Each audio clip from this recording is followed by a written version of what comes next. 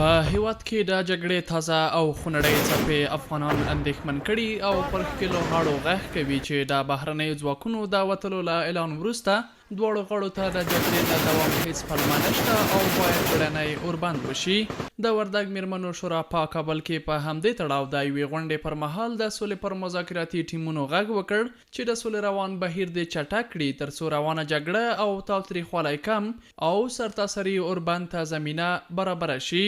ټولو طرفونو د مذاکراتو د ټیم نه د عالی شورا د سولې نه د حکومت نه د ټولو نه غواړو چې د سولې پروسې ته لږ ګړندیتوب ورکړي او په ښه توګه یې او په هغه توګه په داسې شان چې د دواړو طرفو توافقنامه پکې وي پلې کړي. دوی دغه راز وویل چې د هیواد د تیرو څو لسیزو جګړو د ټولنې پر نورو قشرونو سربیره د ښځو او ماشومانو پر ژوند هم ناوړه اغېز کړی. له همدې کبله د روان وضعیت ته د پای ټکی کېښودل شي. نن د هغو وخت رسیدلی دی چې موږ خپل غږ اوچت کړو د ښځو د موضوع نه د ماشومانو د دې هېواد د ماشومانو د دریځ نه چې نور خدای ته وګورئ دا جګړه بس کوي، جګړه ودروئ. په جګړه کې د هیڅ طرف د هیڅ لوري منفعت یا ګټه نشته ده. راپورونو له مخې په وروستیو کې د هیواد په ګڼو ولایتونو د جګړو او نښتو زور اخیستی چې پر ښکېلو غاړو سربیره پکې ملکي وګړو ته هم درانه مالي او ځاني زیانونه اوښتي دي.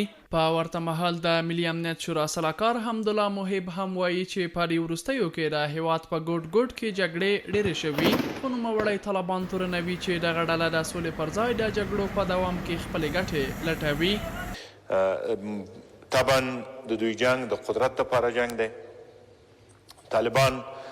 طالبانو پخوا خپل د درآمد لاره د قاچاق وه، د هغې نه وروسته یې ځان ته نورې لارې د درآمد هم شروع کړې، د خلکو نه عشر زکات هم په زور اخیستل، د هغې تر څنګ په معدنو کې په د اواخرو کې خپل سوی استفاده شروع کړه چې په هغه ساحو کې چې نام نه دي په هغه ځای کې معدن ایستل او بیرته پاکستان ته وړل.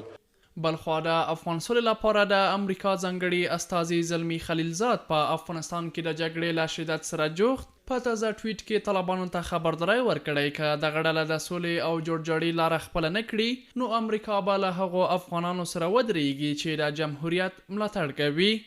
که طالبان د اجماع او جوړجاړي پر اساس سوله ییز راتلونکی انتخاب نه کړي موږ به له هغو افغانانو سره ودرېږو چې د جمهوریت د ساتلو لپاره هڅه کوي.